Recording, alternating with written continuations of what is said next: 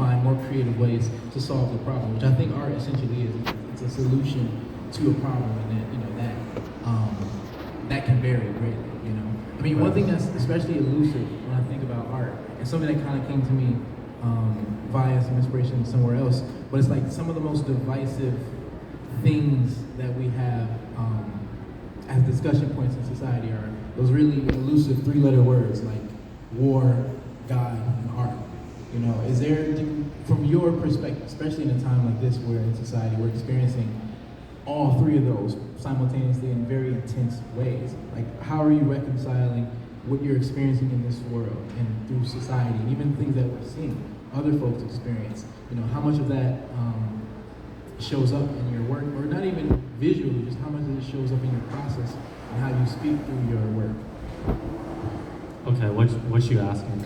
I'm asking, how much of, because, so you can have an artist who's visually telling stories on things that are going on around them. And you have some who are expressing themselves, through feelings, and it may not be as obvious. How much of what you experience in your life, bleeds through your work, and are there any like hidden details that we're overlooking when it comes to certain pieces?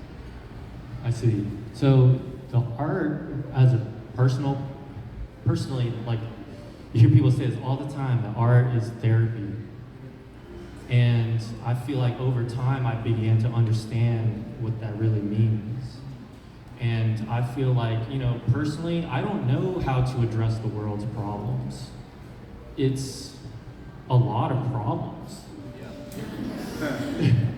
So it's almost like, okay, when you don't know what to do, it's kind of like trying to focus on what you can do and what's really in your nature to do, and don't fight that, because it's like, okay, we have this desire to contribute to the world, or try to hopefully at least address some of the problems, provide solutions that are to very real problems.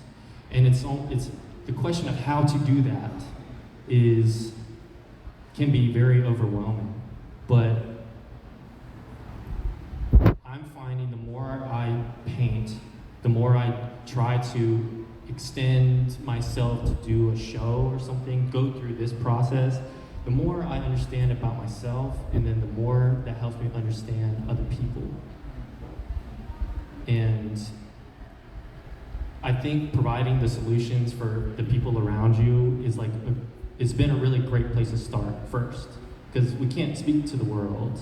We can try, and I think there maybe is an illusion now that we can reach the world, but facts, keyword illusion, for sure. Can we really, and I think it's more important that we incite change within arm's reach more than anything else. Like if you're reaching across the world to try to solve problems, but your room is dirty, it's a really odd thing to try to pass over the problems that you see every day that are granular, that you can address, to address larger issues that don't necessarily affect your day-to-day life, Yeah. I feel that 100%. So it speaks almost as if, what you're doing is more of an unconscious action. If it's therapeutic, it's something that's inspired by how you feel, and then you release. I mean, when you think about art, are you more of a conduit or a creator? What would you say? I don't know. I think, I don't know. I believe that I'm interacting with something within myself, but it's also kind of an agreement with what we might call like your dreams or your desires. It's like, okay, let's lay it all on the table and ask yourself honestly, like, what do I truly desire? And if the deeper part is painting and making the art, it's like, there's something about that that's very important, No, absolutely. I mean, especially when you feel like, when you see things like, regardless of whether, and we talked about this a little bit before, it's like, if there was no success to be made, if there was no material gain, are you still going to do this? And we all talk about that. It's like, oh, I would do this anyway, even if I didn't get paid. But it's like, not just about getting paid. If no one knew that you did art, if you were in a place where no one ever seen the work that you've done, there was no ego gratification for this type of thing. If there's still a calling for, you to create this thing, it very much feels like for me personally, it feels like a conduit. You know, I feel like there is this source, and sometimes we are, you know, we can nurture the sources within our own gardens and pull from that. And that's a debate we're not getting into. You know, but it's just a really interesting thing, especially when you speak about it. Something where you go to derive inspiration, and you feel a way, and you create, especially when you have so many different mediums. You know, as a Renaissance man, do you feel like that there is moments where you're neglecting one area of your talents because you're pouring into one, or do you have a pretty decent sense of balance when it comes to that? Yes and no, because I believe it kind of all informs itself after a while. Like, it's not much different. The process of creativity is the same with no matter what medium you're choosing to work in. You know, you're gonna have an idea, and then right after that idea, you're gonna have a thought that says that's a terrible idea. Yeah. And then you have to choose to not believe that and put in the time to work at it. It's the same, whether it's music, art, anything. I think it's like the same process. Yeah. I mean, and just to change gears a bit, you know, one thing you kind of touched on, you know, was the responsibility. And it's something that people speak about a lot of times. It's like, what is the artist's responsibility to society or to the community or the greater world, right? But I want to know, for you, what is the artist's relationship with discomfort? What would you say is the artist's relationship to, you know, just struggle? And how has that affected you, especially within this stage of, you know, your career and your journey? I think it's built into it, and I think that's the real catch, is kind of idealizing the situation that is not going to be hard. It kind of sets yourself up for emotional failure, because it's part of accepting the process, as we call it, is solving a lot of problems. And that's just part of I think that's why it's hard to create things. It's because it feels very uncomfortable. And it's really a dialogue with yourself, and that's what I've started to understand more about drawing. If you really think about the process, you're sitting there only with yourself. No one can really save you or do this thing for you.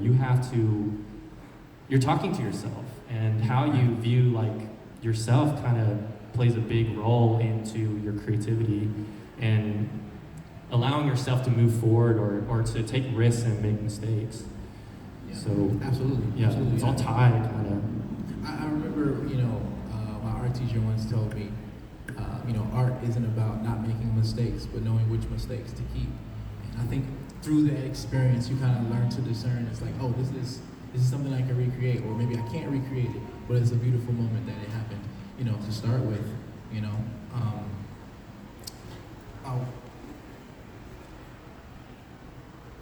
It's one thing, I think, to speak to the pain and the struggles of artists, and, you know, and I think what happens a lot of times is, you know, sometimes artists can feel that they need to create pain, create struggle to then derive inspiration. You know, is that, you know, as you go throughout your journey, are the struggles and the discomforts something that you try to avoid, or do you embrace, let them come, and then try to transmute that into inspiration? Like, what would you say is been your path and your association with that? I think I'm asking the similar question. I think maybe other artists also feel this. It's kind of like, if you heal, is there going to be any more passion? Exactly. Yeah, and it's like, I'm wondering that, because I think we idolize the artist's lifestyle in a sense. Like, you know, that's why people get into art. Facts. It's like a contentment. It's like, it's fun. We're really just drawing. We're coloring. Yeah. What's funny is that people really underestimate, like, even though art, anyone can participate in art, but that doesn't mean it's easy. And I think a lot of folks underestimate how difficult it is. Like you said, it's like a very intimate thing, and it really illustrates not only the difficulty of like the skill set, but even the fortitude it takes to be alone in a room by yourself with your thoughts, and then constantly running into, you know, the areas that you're not good at. Because it's not just you're by yourself and you're drawing in a room. It's like, okay, I'm by myself. It's just my thoughts. And I'm drawing something. It's like, shit, I'm not good at that. It's difficult. And you try it over and over. And, you know, coming up to that wall, it makes it difficult to stay in that place and feel adequate in a lot of ways. You know, what would you say have been ways that you've tackled that means to staying inspired and not feeling too down on yourself in those moments in which you don't feel like you're enough, really? Yeah. Okay, this is like a touchy one, I think, because like, this is just my personal opinion, but like, don't listen to your friends and family.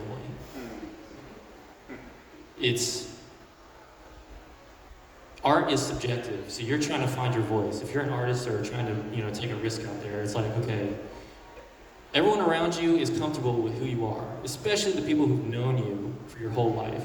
They, for better or for worse, want you to stay the same. So do not be surprised that when you start to take risks, it's gonna be your best friends, it's gonna be your family that's gonna be like, wait, that's not really you. But my story is kind of double-edged because I didn't get a lot of necessary support, like from my family in a sense.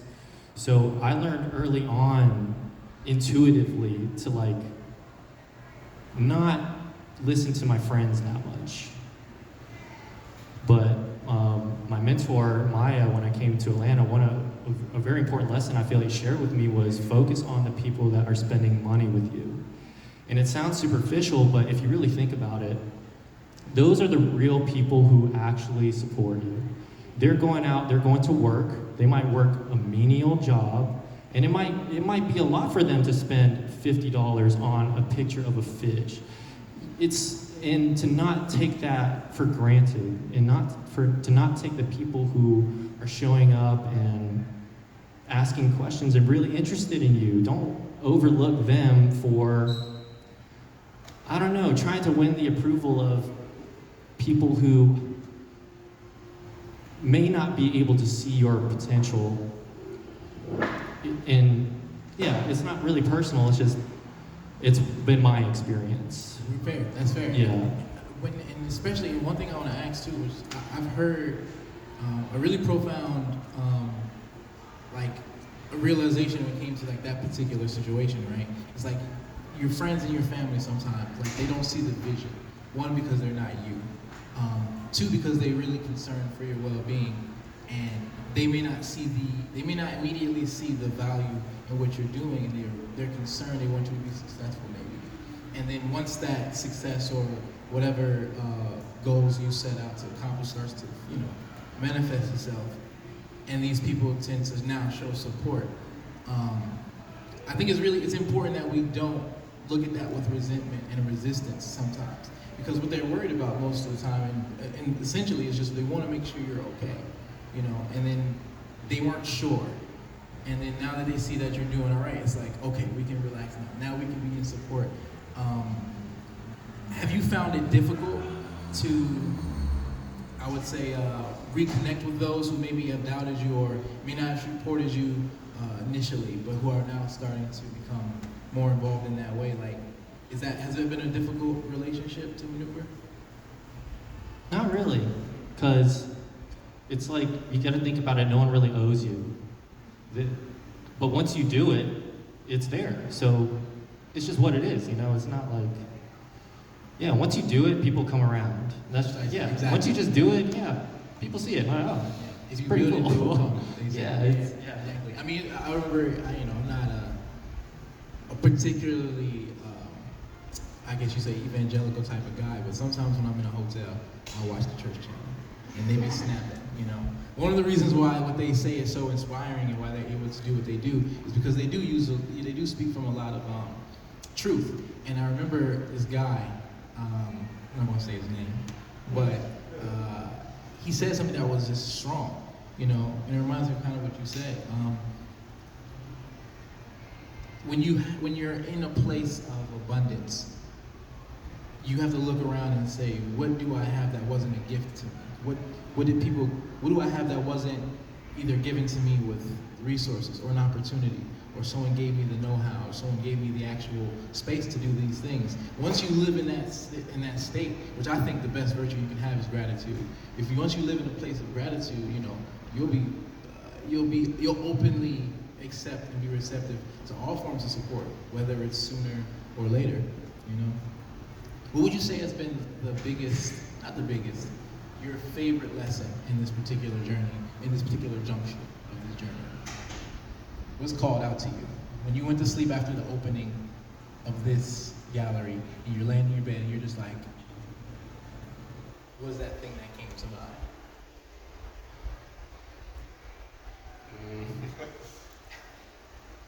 I don't know how to describe it. It's mainly like, it's not what you think it is. That's been the lesson for me. Yeah.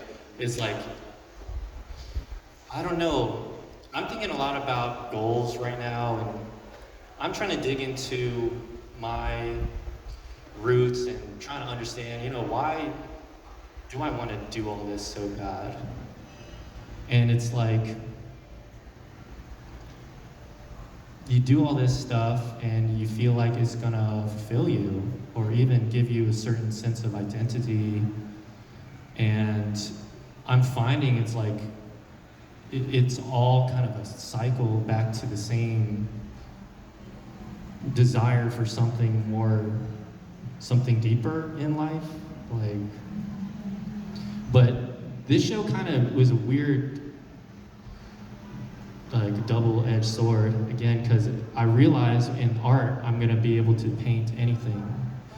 Doing this showed me what, like, painting really is and my own personal understanding and relationship with painting. But what happened at that point was kind of like this really weird, and this is where I am at now, is kind of like a dead end. Because I thought at this point I would have felt more accomplished or more satisfied, but it's almost feels like it doesn't matter in a sense. At the same time, to what is life really about?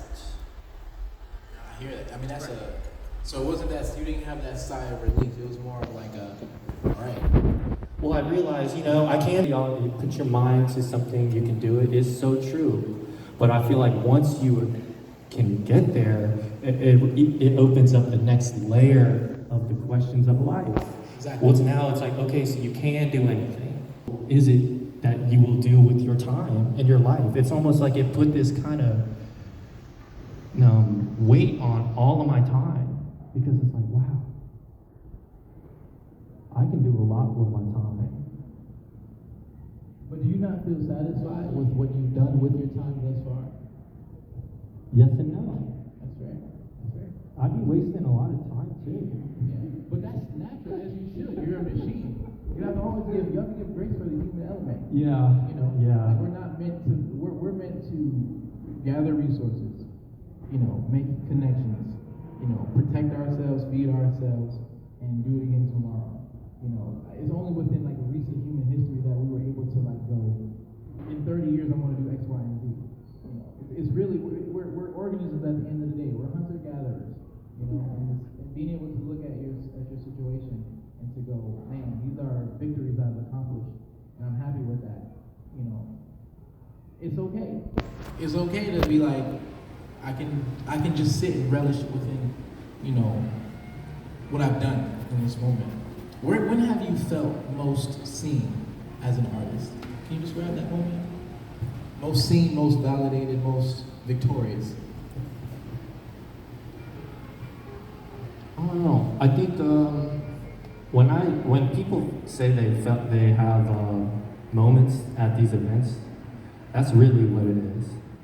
A moment of seeing. You can almost, if you could just be inspired in a moment, like when I go to a concert or something, those moments change you, you know? And like, when that can happen in these art shows or these events, it really like kind of helps align me too. I'm like, wow, that's really what it's about here. Because it's like helping to unlock each other through our contributions to the world. And so that's like the goal right there. Absolutely, absolutely. And I think, you know, I think it would be a good moment to see what any of you would like to contribute to this conversation. Do we want to open it up for some questions? Yeah, we'll do a few questions Yeah. and then we'll wrap it up. Yes. Tell us your name, where you're from, and your sign. I'm okay with it. Okay, so my name is Taz the Artist. I'm from Mobile, Alabama, and my sign is Aries. So I wanted to ask, what was your favorite piece to create out of all the pieces that you've shown, and what did that particular piece mean to you or teach you? I really enjoyed the Life of Hydrangeas piece. So that's the hydrangea bush. But this was a process over a couple months painting this, like just layering slowly. And I felt like I really developed a relationship with it, and as my understanding grew of doing the rest of the show, I just really, it's almost having a tangible feeling of you've grown and you learned something. That was really a cool experience. Those are hydrangeas from the botanical garden we saw that one time? So it's like from a few bushes, because we have one outside of Ponce, the Gotcha, store, gotcha. and then one outside my apartment. Yeah, nice. So like over 2 months, just seeing them change color and pass away, that painting is a recording of that process. So there's different stages of the lifespan of those hydrangeas in that one piece. Yeah, because I would just like see them when I Yeah. go in home, see it, and then just put that color in, try to like emulate it. That's fine. That's fine. Anyone else? Yes. So as a fellow artist like you, like whenever I do, you know, art or anything like that, I get after you finish a very intricate piece, you feel like, okay, I've done this, and you look at the pieces you've done in the past, and you go, okay, I could have did this easier, that better. Out of all the pieces you've done, because I mean you came a long way and everything like that. But what would you say if you could start from your first piece? You know, not even just these here, but your actual first piece. What would you change about the way you do art? From the first piece, You still have that first piece? Your first piece ever? I don't know. I don't know even what it is. But I think that's it. Dude, I was drawing these like rated R Pokemon. It was crazy. So that was you. So that was you No, with the they're Rule- unpublished. the I Rule can't. 34 Pokemon. That was you. Yeah. That's crazy. It was wild. Maybe the world's not ready. Yeah. Like, out of all those people, okay, let's skip past the Pokemon, right? And let's get to like, I guess, I don't want to say more professional pieces, but I guess something that's comparable to these, but the baby steps of it, the start of it. If you could go back to that time, you know, just snap of the fingers, what would you change about the way you did art back then, or the way you thought about it, to, you know, how you are now? Gotcha. I wouldn't change anything because after a while of the process, you learn. I appreciate it all because you can't get to like step Z in art without going A, B, C. You can't really. It's really hard to do that and fake it to that. So I look at each piece as really a memento of my life. I try not to judge it as good or bad because you can't really. It's subjective. So I release myself from like a judge. Nice. Anybody else? Right over here. Thank you. Hi, Andrew. Hello. So I have a question about your process. All right. Hello. So there are different finishes on pieces, and I wonder if you plan the final touches first, or it's kind of like a process and then you kind of decide later on how you finish it. Because like, for example, that one has really bold dark strokes. And I absolutely love it. Like how you choose for that one, but obviously the hydrangeas doesn't have that. It has like these light little thin lines, and yeah, like how do you decide? What's your process? I just simply follow my interests. So if I look at Instagram, see a painting or tattoo, something I like, I just save it. Then when I go to paint, I have ideas generally. I want to do hydrangeas for the show. I want to do a hawk. I'll just look through that and try to just put inspirations from those. Like, I'm not really above really taking from the pieces, because, yeah, but I try not to plan it too much. I find that it's more, the things that happen outside your consciousness happen outside of your control. And that's just how it works. So to discover is kind of like you have to allow yourself to be serendipitous and not hold on to an outcome, but focus more on the process. That's how I like to look at it. Because if you're so caught on how it should be, the process is hell. It's just because it's never gonna look like that. So you're just unhappy the whole time. So I just I'm trying to do that to myself. Right here. Hey, Andrew. What's up? So, as an Asian American man and all your success in art, do your parents still want you to go back to school and become a doctor or a lawyer? I don't know. School's expensive. I don't know. I don't know what they really think. I think they're fine with it. All right here. Yo, what's going on, bro? What's up? So I know you were stating earlier just how even though you have seen you accomplish so many things as an artist, it still doesn't feel necessarily satisfying or like you achieved everything. So I feel like my question is basically, now that I've seen you do multiple shows and things of that nature, what do you think is your driving force or your North Star right now? What was the last part of the question? What do you think is your driving force, your North Star now? Because I feel like you've accomplished so much, but you still don't feel necessarily satisfied. What do you think is driving as an artist? Yeah. I realized through this show that I need to focus on personal health, because it's just been so much time over the last 4 years and I'm trying to understand whether that is anxiety or not understanding my value outside of being able to make this stuff. So this show really showed me that I really want to return to a more balanced life. I want to be a great artist and paint, but I'm kind of tired of working with this pressure that's so heavy all the time, every day, just I need to be the greatest at all times. I think that whole idea is kind of falling away, and I'm trying to find a better relationship with work and art. So I'm pursuing health, but also I understand I can continue to make excellent work. It's just I don't think it's as serious as sometimes I feel it's in my head. Oh, this is the most serious thing ever. But I'm trying to chill out a little bit. Yeah. Finding a balance between the desire to acquire and the need to achieve, essentially. I feel it.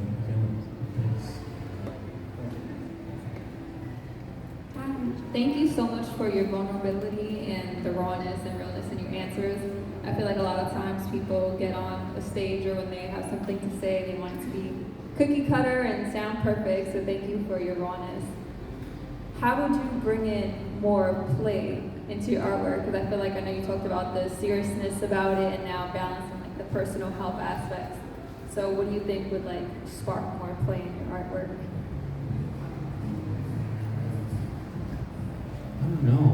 I don't know. I'm interested now in really looking towards community and multiplying the creative opportunity for the public and for working artists too. Creating community of people who come together, and I'm looking for the people around me who really enjoy art itself. There's the art scene and the politics, everything you gotta do, but I'm looking forward to build experiences just like this one. It's all experimental.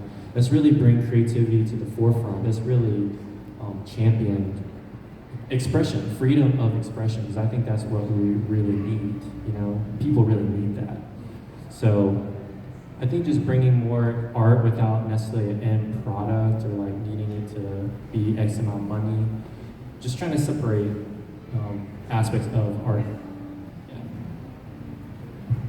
I think we got time for two more questions. So I remember you said you were talking about the desire to be the best of the best, and things like that. So and you're trying now to focus more on community and your health, like you said. So do you feel that, you know, in the pursuit of that, your passion for art or your intensity of art, do you feel like it can dull in over time because now you're like, okay, instead of being so much of a work, it's, you know, trying to have an equal side on both. Do you feel like your art can take a hit from that, or the passion that you put into it, do you feel like it can dull in with the pursuit of this? I don't think so. It just comes down to the intent, like the why, you know, and being honest with yourself. Like, are you really trying to earn your value from the world, from an external source? Because if you do art from that intent, then you're gonna live and die by people's opinions, whether the stuff sells, whether it don't sell, whether it's get reposted. It's just taking your identity and your worth out of it. That's what I'm trying to do, is separate it. And I believe that just sounds more fun to me right now, like without the, I don't know, I realized I couldn't get it from doing this, like what I really desire, like in my heart as a person. This is part of what my passion and what I love to do and how I contribute to the world, but there is so much more I'm finding to life and to discovering yourself and just, you know, how we live as humans and treat the spaces in the world that we occupy. So, yeah, I'm trying to separate it, really. Yeah. Absolutely. We got one here. May I? You want to do it? Yeah. After you got one more. Hi, so I am currently studying art history in school, and I have always been intrigued in how artists develop their style. So I was wondering if your style has been consistent within your work, like throughout your entire body of work, or was it something that you developed through learning technique in school, or just by yourself, or it's just something purely creative and it is truly authentic? I think it really comes from just making a ton of art. Like, that's the only way to kind of gain, because every time you draw something, you gain a language. It's like, look at language, like you gain another word, or you gain a new set of vocabulary that eventually over time gonna meld together and meld with your personality. So I always say, like, in the conversation of finding style, maybe don't even approach it like that, like I'm gonna find my style today, but more so just follow your bliss. Follow what you really, truly enjoy doing and just pursue that. And it's always gonna come out kind of different with your touch on it. So I just look at that like as your style, really. Yeah, there's, you know, the more you make it, the more it comes out. And if I could speak to that just a bit, especially when defining and identifying a style with whatever medium that you choose, especially if you're, you know, in the beginning ends of your journey, find the shit you like to do that thing. Even if it's like, you know, deriving inspiration or imitating an artist or a style that you really like, once you find yourself really comfortable within that, it's wax on, wax off. The muscles that you've used to adapt to this style are the same muscles you're gonna find yourself creating your own style going forward, you know? And, you know, when we're talking about art, like what's new? What hasn't been done? It's what you do that hasn't been done. So just focus on just doing that authentically, and that's how you find your style, you know? More, sir? Okay. Can you? I got you, brother. Yeah. Thank you. Hey, I'm sorry, ladies and gentlemen, if you want, I used to be a college part-time instructor, and you know how my students evaluate me? B1. They said, I love Professor Huang, which is my name. And I will purposely fail the class so I can come back, take it over again. 3 times. I'm not kidding. I will show you the screenshot, right? Yeah. But, so, be prepared. It's going to be long. I cannot stop it. I cannot help it, right? But here, first, I have a question to ask. What's your name, Mr.? My name is Fulani Jabri. I was so surprised. I thought, I just realized that when I was 70, right? But we talk about something like that. The art is luxury, right? Not long ago. Like 12,000 years ago, the agriculture just developed. We have history like a millions of years, human beings on Earth, millions of years. But until 12,000 years ago, we don't have agriculture. We don't have bread, we don't have rice. What do? We do a gathering, hunting and gathering. Yeah. What do? Every meal, after you have a meal, the next thing you do is you find your next meal. You're running around to find your next meal. Yes. There's no way around it. I just realized since I was about 70 or 60, so I read other articles, so I realized, but this gentleman, he already knew, how old are you? You look like a teenager, right? My God, your generation is just too small, right? We appreciate it for sure, and because with the leadership of Yeah. people like you is the reason why we're able Oh to be no, so good. I'm so glad I don't need to compare with this guy. So I'm checking out. Wow, that's what I'm trying to say in short. It's about the purpose of art. Also, I realize that. Wow, I said about story. Okay, I'm going to put a short story long. So, do you know in every day how many Americans reach 65 years old?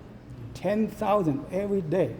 You know, they step in. So you're going to have a lot of people just like me. Or then eventually, after 10 years ago, where do I go? I mean, I don't have family. My kids are going outside. They're going to do all the. It's not their fault. They need to fend for themselves. They need to go to work and do. Nobody's going to take care of me. So there's only one way. I'm going to check into a senior living center. I've been visiting 3 of them already. So I'm checking my next stop. So that's just the way. But I also read about that. There's a discipline called art therapy. Anybody? I know a few of them know that. I mean, so smart. I just read. They call it the art have the therapeutic effect. You know, when you think about that, I understand this artist, this young man, he have a class, right, in the Ponce City Market. He teach the art class. That's exactly why, why people sign up that is because exactly there's a therapeutic effect. You sit there for 2 hours, you concentrate and draw and everything by just follow the simple instruction and you create your own art. In 2 hours, I did once. You have one piece of white paper, blank paper, but in 2 hours, you create something really beautiful. You feel a sense of satisfaction, a sense of accomplishment, all right? That's the purpose of art. That's my view. And also just like I said, there's a huge population, the need for that. Well, what I'm talking about? I'm talking about your parents, not yours, all right? Your parents, your grandparents who live in assisted living center. You know, I've been there 3 times, 3 locations. Well, they are very good. They have somebody cook for you, have good meal, everything, right? They also sit down and have activity all lined up. But most of the activity is what? Play bingo, right? You sit down, play bingo. And I saw that in one activity, the whole month, like 10 to 11 activity is what? Meditation. You sit there and meditate. And because you need to feel the 8 hours, the awakened time. But in that box, okay, I can tell you, the life day in, day out is boring. And they have no other way. So what's the purpose of art? So actually, I am constructing a product. I happen to know a few friends. A friend have a bubble tea. The next door is called massage, right? The massage. And the other next door is a fitness center. So my plan is to construct the aggregation of products. Say, I'm going to go to the assisted living center. Say, I want to design a product. In that product, they're going to come to the bubble tea shop. And the bubble tea shop, the owner of bubble tea shop also is an art. He was an art teacher, but now he's, for living, he need to open a bubble, run a bubble tea shop. But these two can combine. Have this senior, come in. The name of the product is called escape the everyday. So that makes sense, right? Escape every day. What does that mean? And I love it. And it sounds like at every level of our lives and our experiences, art is something that is useful and it's therapy. Absolutely. Absolutely. So I'm going to do exactly. Thank you so much. Oh, thank you. Thank We're you. going to wrap up. Thank you. Hey, I'm sorry. This is my professional model. Thank you. What was your name? I'm Jesse Huang. Thank you, man. Thank you so much. I think that was a great way to end the artist talk with wisdom.